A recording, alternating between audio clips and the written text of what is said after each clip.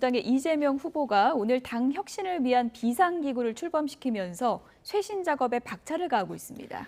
국민의힘 윤석열 후보는 오후에 고 김대중 전 대통령 관련 행사에 참석하면서 통합 행보에 나서는데요. 이 자리에는 이재명 후보도 참석해서 양당 후보가 만날 예정입니다. 국회 취재기자 연결해서 더 자세히 알아보겠습니다. 송재인 기자. 네, 국회입니다. 네, 먼저 오늘 출범하는 민주당 혁신기구 이재명 후보가 추진하는 쇄신책의 일환이라고 볼 수 있을까요? 네, 그렇습니다. 내년 20대 대선을 이제 꼭 90일 앞두고 민주당 이재명 후보는 오늘 당 혁신을 위한 비상기구를 출범시키며 쇄신에 박차를 가합니다. 조금 전 오전 10시 서울 마포구에서 정당혁신추진위원회 출범식을 열었는데 혁신위는 민주당의 혁신과 국민소통 강화를 목표로 내년 6월 지방선거까지 활동할 예정입니다. 이 후보는 이 자리에서 혁신과제 공모시연 가운데 하나로 국민혁신위원도 위촉했습니다. 청년층 표심 얻기에 주력하고 있는 만큼 2030 세대도 포함된 것으로 알려졌습니다. 이재명 후보는 이와 함께 선대위 외연 확장에도 공을 들이고 있습니다. 내일 오전 바른미래당 출신의 김관영, 최이배 전 의원의 선대위 합류 환영식을 직접 개최할 예정입니다. 네, 국민의힘의 윤석열 후보 오늘 통합 행보를 이어간다고요? 네, 윤석열 후보는 오늘 오후 고 김대중 전 대통령 노벨평화상 수상 21주년 기념식에 참석해 고인의 업적을 기립니다. 앞서 윤 후보가 대권 도전 선언을 하기 전에도 들렀던 곳인데요. 당시 김 전 대통령의 성찰과 가르침을 깊이 새기겠다고 방명록에 적으며 국민 통합 의지를 밝히기도 했습니다.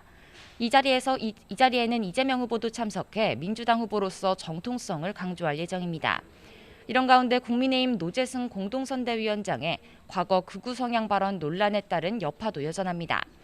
백범 김구 선생에 대한 비하를 비롯해 5.18 특별법 관련 발언, 재난지원금을 개밥에 비유한 발언까지 논란이 계속 이어지면서 국민의힘 선대위는 이르면 오늘 노재승 공동선대위원장의 거취를 결정할 것으로 보입니다. 네, 이런 가운데 가파른 코로나19 확산세 속에 여야가 나란히 대규모 지원 구상을 밝혔는데 협상 기미가 보이고 있습니까? 네, 아직은 보이지 않고 있습니다. 국민의힘 김종인 총괄선대위원장은 어제 윤석열 후보가 제안한 손실보상 50조로는 부족하다며 집권 시 100조 투입을 제시했습니다.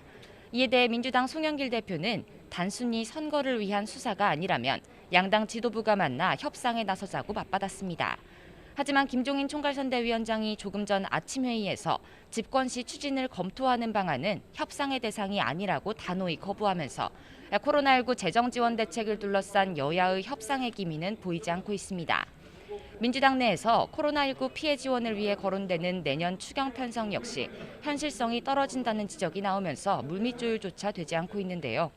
이처럼 현재로선 여야 간 또 당정 간 코로나19 지원을 위한 재정 투입 논의는 뚜렷이 진행되는 게 없지만 코로나19 확산세가 가파른 만큼 추후 방역 강화와 피해 지원 등을 위한 정치권의 방역 대책 논의는 불가피할 거란 분석도 나옵니다.